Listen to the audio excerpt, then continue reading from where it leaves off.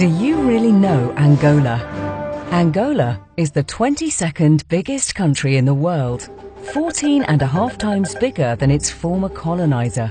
The Europeans say they discovered Angola in the 15th century, but since mankind started in Africa, it's safe to say that Angolans discovered their own country, and that afterwards, in the time of slavery, they helped to build countries like Brazil and the United States. In Angola, people speak Portuguese, helping to make it the most spoken language in the Southern Hemisphere, and the 5th in the world. Some of the top Portuguese language writers are Angolan. The first black man to perform in the Eurovision Song Contest was Angolan. The top scorer in Portugal's major football league history is an Angolan. The 2 times Benfica won the Champions League, their captain was an Angolan. The strange thing is, football's not even Angola's favourite sport. That would be basketball. In the last 13 editions of the African Championship, Angola won 11 times. Angola is the 4th biggest economy in Africa and the 2nd biggest oil producer. But according to experts, by 2018, it will be the biggest. The country has other treasures like diamonds, gold, iron, copper, lead, marble, wood, coffee, corn, sisal, tobacco, and fabulous musicians Elias Diekimwezu, Paula Flores, Yola Semedo, Anselmo Ralph, and the brothers Rue and Andre Mingus, just to mention a few. Angola is the homeland of the 3rd hottest music genre in the world and of the 2nd hottest music genre in the world, which would later give birth to the hottest music genre in the world. Kylie Minogue, Jamie Foxx, Mickey Rourke, Samuel L. Jackson and Kristen Stewart are some of the names set to star in the films of Hollywood producer and Angolan citizen Rui Costa Reis. Angola just recently started producing its own serial dramas, and one has already been nominated for an Emmy. In the first decade of the 21st century, no economy has grown more than Angola. Not even China.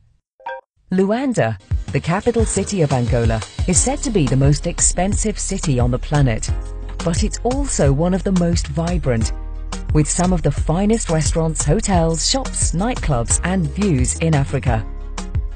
Beyond Luanda, there is countryside with breathtaking landscapes that tourists from all over the world are now just starting to discover. Angolan Lila Lopez was voted the most beautiful woman in the world in 2011. But you see, when we talk about Angolan women, it's tough to say who's the most beautiful. Weather can get hot in Angola, sure, but have you tried the beer? One of the richest women in Africa is Angolan. Oh, and she's pretty too. 36.8% of Angola's national parliament is composed of female MPs, one of the highest rates in the world. Brazil elected their first female president in 2010. The US might have theirs in the next few years. Angola had a queen by the 17th century. For over 20 years, the Simpsons have always been yellow. Except for one day, the day they announced they were going to be televised in Angola. A few years ago, Europe didn't want Angola's airline company in its skies. Now, the biggest airline companies in the world fly in Angola's skies. Angola hosted the 2010 Africa Cup of Nations, the 2013 Roller Hockey World Cup, 3 editions of Afrobasket, the Angola Fashion Week, Filda, the International Fair of Luanda, and it's ready to host a whole lot more of world-class events like the PGA Open Golf 2016. 14 years of war of liberation plus 27 years of civil war delayed Angola's development, of course, but Angolans have jumped stages. Today, 1 in every 2 inhabitants has a cell phone. 1 in every 3 houses has paid TV. In the next few years, the South Atlantic cable system will be ready, connecting Angola and Brazil by optical fibre. The stock exchange of Luanda will be launched, and the new airport will be unveiled, one of the biggest in Africa, a hub to the whole continent.